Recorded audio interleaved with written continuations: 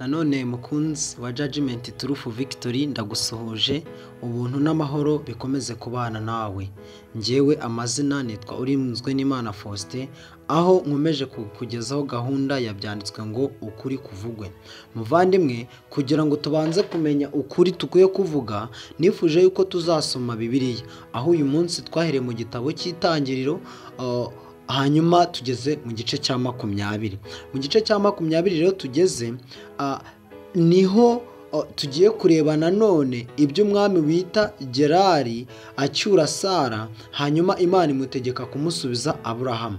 Ariko mbere yuko dukomeza, nyemerera tubanze dusenga Imana. Data wa twese uri mu ijuru, uri Imana idukunda kandi twitaho, izina ryawe rihabwe icyubahiro. Uyu mwanya twishyize mu biganza byawe kugira ngo ineza yawe n'ubuntu bwawe bikomeze kubana natwe. Komeza kutubera byose ndetse no kutuyobora byose, mbisabye nize mu izina rya Yesu, amen.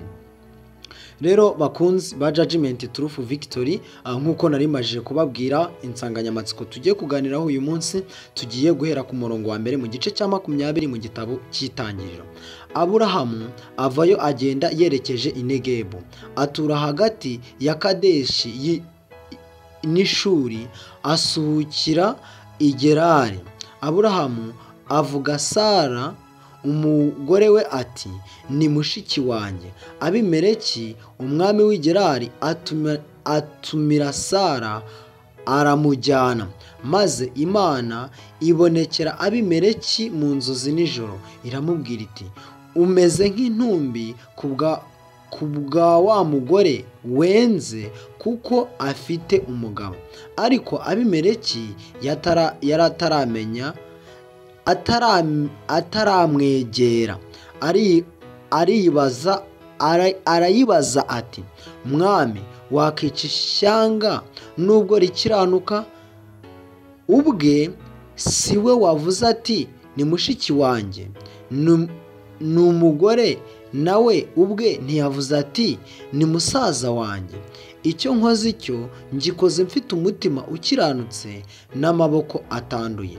Imana imusubiriza mu nzozi iti, koko nzi yuko ukoze ibyo ufite umutima ukiranutse, kandi nanjye nakubujije kunshumuraho, nicyo cyatumye ntagukundira kumukoraho. Noneho subiza uwo mugabo umugore we, kuko ari umuhanuzi, azagusabira ukarama. Ariko nutamusubiza umenye yuko utazabura gupfa n'abawe bose. Abimeleki azinduka kare, ahamagaza abagaragu be bose, abatekereza ibyo byose, baratinya cyane. Maze Abimeleki ahamagara Aburahamu aramubaza ati, watugize ibiki? Nagucumuyeho iki cyatumye unshyiraho njyewe n'ubwami bwanjye icyaha gikomeye? Wankoreye ibidakwiriye gukorwa. Abimeleki arongera abuza Aburahamu ati, wabonye iki cyagukoresheje ibyo? Aburahamu aramusubiza ati, nuko nibwiraga ntashidikanya yuko aha hantu nta kubaha Imana guhari, kandi nanjye nari nzi ko bazanyica bampora umugore wanjye. Erega ni mushiki wanjye, ni mwene data, ariko si mwene mama. Kandi koko naramurongoye, kandi ubwo Imana yankuraga mu nda ya data, mu nzu ya data ikanzerereza, naramubwiye nti, iyi niyo neza uzajya ungirira. Aho tuzajya tugera hose ujye uvuga yuko ndi musaza wawe. Abimeleki azana intama n'inka n'abagaragu n'abaja, abiha Aburahamu, amusubiza na Sara umugore we. Abimeleki aramubwira ati, igihugu cyanjye kiri imbere yawe, uture aho uzashaka hose. Abwira na Sara ati, dore mpaye musaza wawe ibice by'ifeza 1,000, nibyo bizaba ibyo gukinga mu maso umugayo imbere ya bose. Aburahamu asaba Imana, ikiza Abimeleki n'umugore we n'abaja be, barabyara, kuko Uwiteka yari yazibye inda zabo mu rugo rwa Abimeleki bose, abahora Sara umugore wa Aburahamu. Rero muvandimwe, tumaze gusoma amagambo menshi, aho dusomye imirongo igera muri 17 nk'uko duhera ku murongo wa mbere tukagera ku murongo wa 20. Ahangaha turi kubona Abimeleki yabonye Sara aramubenguka, arangije aramushaka, ariko mu kumushaka ntabwo yari azi amakuru y'uko Sara afite umugabo ari we Aburahamu. Ariko Mwuka w'Imana yaramubonekeye, ariko mu kubonekera aramubwira ati uwo Sara afite umugabo witwa Aburahamu. Maze Abimeleki abaza Imana ati mbese koko nubwo namwenze nkashaka kumugira umugore, ese hari icyaha nakoze? Njye nabikoze ndi mukuri, Uwiteka mbabarira n'ishyanga, kubera yuko nabikoze nkiranutse.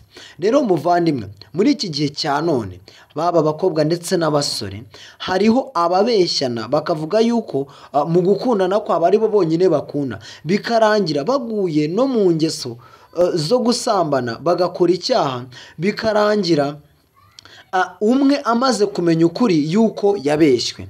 Ariko muvandimwe, nimba ibyo ngibyo bibaye, pfukama wihane kandi ubwire na mwene so mwihane, kugira ngo Uwiteka abababarire mwese. Nk'uko tubibona ahangaha, nubwo bitigeze biba kuri Abimeleki, ariko uyu munsi bishobora kuba. Ariko Abimeleki yagiye abaza Aburahamu nawe amubwira neza yuko yari mushiki we, ariko wo mu kindi gishyitsi, atari we mu nda ya nyina. Ariko muribuka neza kera abantu barashakanaga nk'uko twagiye tubibona mu mirongo yabanje, ariko ahangaha yari mushiki we, atari uwo muri mu nzu, cyangwa atavuka kuri nyina nk'uko twabibonye. Ariko icyo tubona ni uko Abimeleki yihannye ndetse na Aburahamu akihana, ariko bikarangira izina ry'Imana rihabwa icyubahiro, kubera yuko uriya Abimeleki yari yabuze urubyaro, ndetse n'abo mu rugo rwe babuze urubyaro kubera icyaha yari agiye gukora. Niyo mpamvu rero rimwe na rimwe ingaruka zigera ku batuye isi ziterwa n'ibyaha bakora, nk'uko n'ubundi twabibonye mu itangiriro igice cya 19 ku nsanganyamatsiko twise ngo hunga udapfa. Rero muvandimwe, uyu mwanya Imana iratubwira neza yuko turebye ku byabaye kuri Abimeleki ndetse na Aburahamu ndetse na Sara, icyo tubona neza yuko gusambana ari icyaha. Rero niba ari icyaha ukaba ufite umugore ukaba umwemera, Imana irakurarikira kugira ngo ukunde umugore wawe, kubera yuko gushaka benshi ntabwo byemewe n'ijambo ry'Imana. Rero reka nsoreze ahangaha, nugira ikibazo, nugira igitekerezo, urandika muri komenti kugira ngo twese turusheho kujyana. Reka dusenga Imana. Data wa twese uri mu ijuru, uri Imana idukunda itwitaho, turagushimye, habwa icyubahiro. Komeza kubana natwe ndetse no kutuyobora, ineza yawe ikomeze kuba muri twe. Ibyo ni byo nkusabye nizeye mu izina rya Yesu, amen.